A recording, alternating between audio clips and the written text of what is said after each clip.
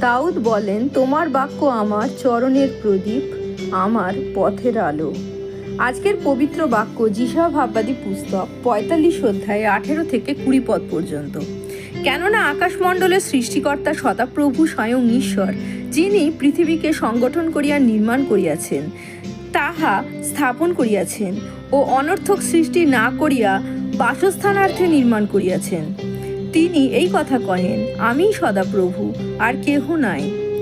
আমি গোপনে অন্ধকারময় দেশের কোনো স্থানে কথা কহি নাই। আমি যাকবের বংশকে এই বাক্য কহি নাই যে, তোমরা অনর্থক আমার অন্বেষণ করো। আমি সদাপ্রভু ন্যায্য বাক্য বলি, সরলতার কথা কহি। হে জাতিগণের মধ্য হইতে উত্তীর্ণ লোক সকল, তোমরা একত্র হইয়া আইসো, একসঙ্গে নিকটে আইসো। তাহারা কিছুই জানে না, যাহারা আপনাদের প্রতিমার কাষ্ঠ